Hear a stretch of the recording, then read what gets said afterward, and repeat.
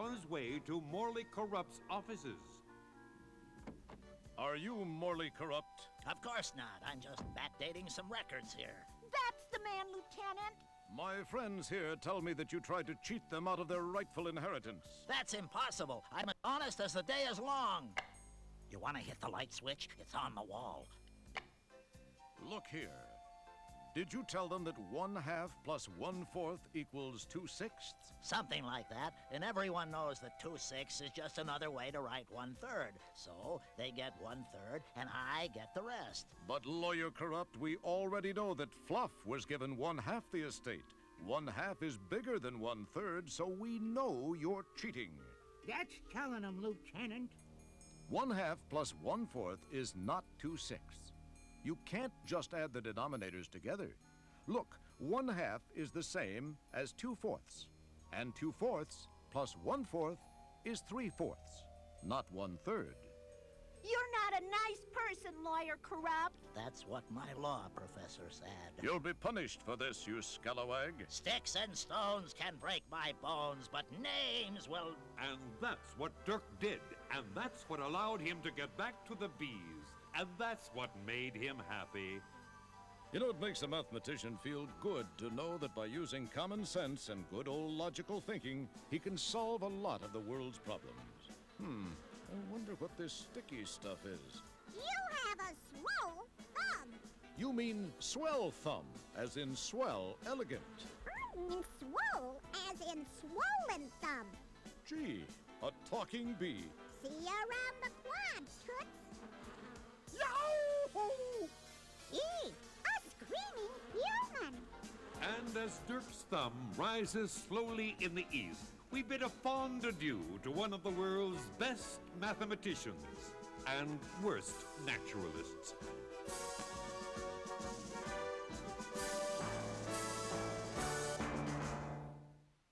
Fred on your head. Hi, I'm Gilbert. I'm the host of the show. I'd like to give a shout out to my friends in I-71 and my class 8E. I'd like to give a shout out to my best cousin, friend, as I call him cousin because he's my best friend. Name is Ruben Estrella, my sister Jahira, and my mom, Linda, and my father, Gilbert. Now check this out. The story you are about to see is a fib, but it's short. The names are made up, but the problems are real. It was Tuesday, 6:43 p.m., and not a trace of smog in the air. We were miles north of Los Angeles, California zip code 91603. I was working the day watch out of MathNet. My partner is George Bowlegs Frankly. Our friend is Bronco Guillermo Gomez. My name is Monday. I'm a mathematician. We've been working and working hard on several mathematical problems which we hoped would bring us closer to a fortune in gold. Gold that was stolen in 1853 from a stagecoach by a desperado named Saddle Sore Capone. We decided to look at a few scenes from previous episodes to get the cobwebs out of our attics. And this is a copy of the map I made. Where did the original map come from, Bronco? It was found on Salazar Capone when he died. The map is in the library, and I've been studying up on the subject a lot, and I copied it there. This doesn't look like a treasure map to me. I mean, treasure maps always have an X where the treasure is buried. You know, X marks the spot. Bronco pointed out that thousands of people had looked for the treasure using part of a map, and no one had found it. I kinda stumbled on it. Look what happens when you see the reflection in this thermos. You know, it reflects. So what? Watch what happens when I put it on the map, right here. I'll be doggone. Dig here. Oh, dig here.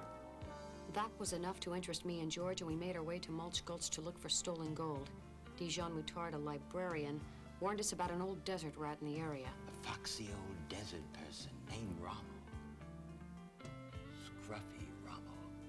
And? Just be careful, that's all. Be real careful. And we found him. A harmless old fellow named Scruffy who helped us continue our search. We found the treasure! Yahoo! $90,000! I wouldn't have believed it if I hadn't seen it with my own desert rat eyes. Open it up, Pard. sure? No. It's another map. Other part of map. C. Myrer, 1853. Myrer? What does that mean? I don't know. We had assumed it was someone's name, and that someone had the other part of the map. We checked it out. We looked at old records, checked out books, even looked at headstones in the cemetery looking for someone with the name Myrer. We found nothing. We were discouraged, to say the least. We're right back where we started. I ain't. You ain't? I mean, you aren't? Scruffy decided to go back to his beloved desert and left us to ponder the puzzle and play What If? What if C. Myrer isn't a person? What do you mean? I mean, what if the word means something else? It was an interesting hypothesis. Mirror. C. Mirror? And it seemed to work. Other part of the map, C. Mirror. We finally had it. We'd bet on it. What the hex?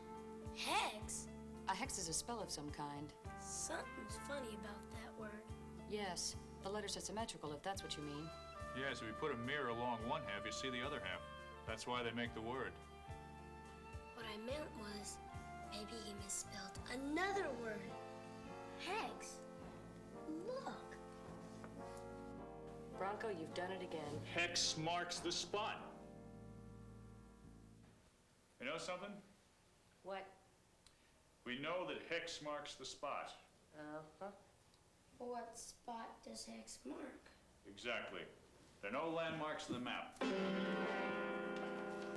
Nothing to relate to. Finally solved. Other part of map, C. Mirren. Hold it. We thought the message meant a man named C. Mirror had another part of the map, right? Right. Let's see the first part of the map, Bronco.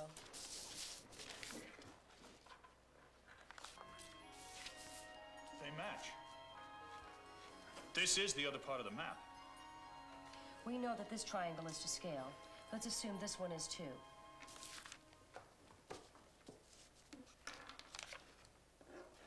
Eight inches from the tree. 6 inches from the dig site.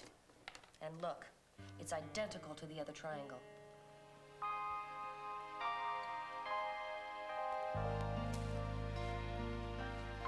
Using triangulation again, we discovered where hex marked the spot.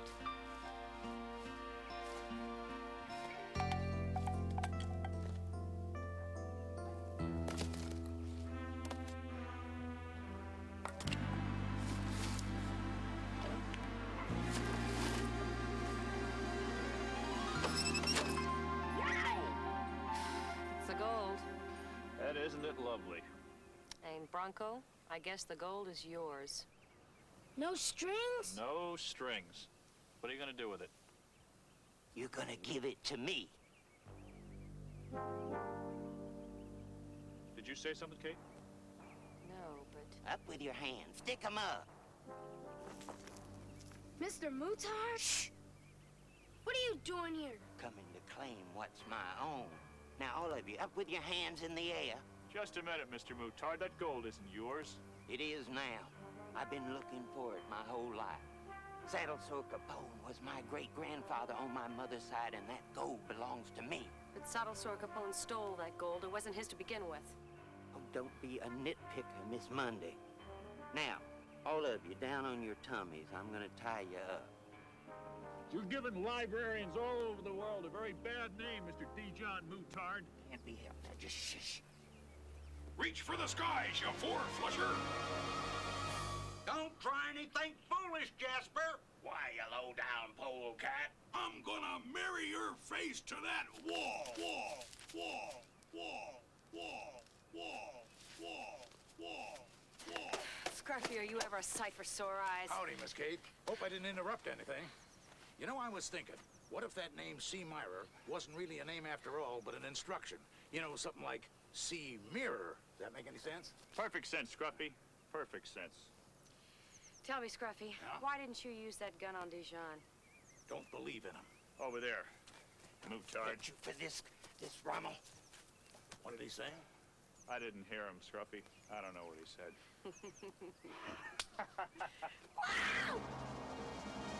D. John Moutard was convicted of a 211 attempted robbery and a 020.313 disgracing the Dewey Decimal System.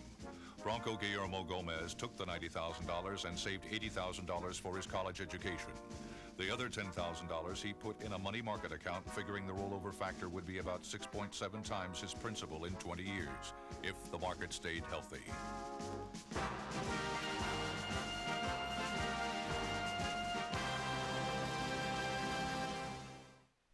Here's your host.